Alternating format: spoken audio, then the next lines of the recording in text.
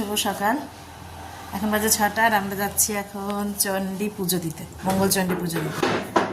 তো দিদির বাড়িতেই যাচ্ছি পুজো দিতে। এই দেখো দুজনে রেডি হয়ে গেছি। চলো এবার গাড়িতে ওঠা যাক।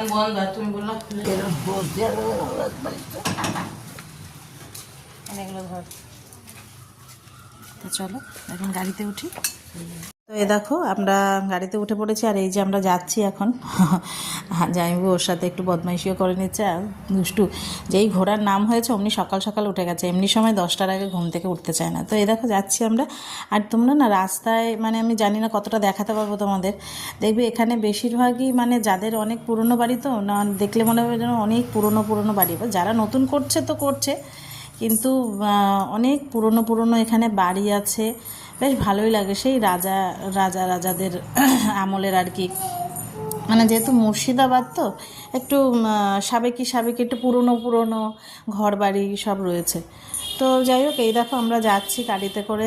এই দেখো এই একটা অনেক পুরনো বাড়িটা এবার অনেকেই রেনোভেট করেই নিচ্ছে, নিয়ে এই যে সামনে দোকান করেছে। এই একটা দেখেছো, জানলা দরজা দেখলেই বুঝতে পারবে যে বাড়িগুলো কত পুরনো। তো এই দেখো আমরা মন্দিরে চলে এসেছি। মন্দিরে এসে একটা বিপদ হয়েছে কি, আমরা এসে দেখি মন্দির এখনও খোলেনি, মন্দির বন্ধ। তো কিছুক্ষণ দাঁড়িয়ে থাকলাম, তারপরে একটা লোক এসে বলল কি যে কালকে রাতে অনেক রাতে তো পুজো হয়েছে, সেই জন্য এখনও মন্দির খোলেনি। তো এই যে সামনেই ঠাকুরমশাই বাড়িতে আছে, গিয়ে ডাকো। তো জামাইবাবু আবার গিয়ে ডাকার পরে উনি আসলো, এসে আমাদের মানে কোনো রকম ঠাকুরমশাই আর আসেননি, ওনার স্ত্রী বা কেউ হয়তো হবে, সে এসে আমাদের পুজোটা করিয়ে দিল। তো এই দেখো মন্দিরটা খুব সুন্দর মন্দিরটা। আর এখানে মাটির প্রতিমা মা কালী আছে।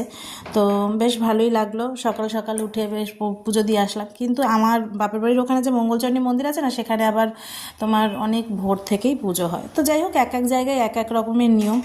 তো যাই হোক পুজোটা দেওয়া হলো, ভালোভাবেই পুজো দেওয়া হয়েছে, একদম ফাঁকায়। আমরা ভেবেছিলাম হয়তো লাস্ট মঙ্গলবার অনেক ভিড় হবে।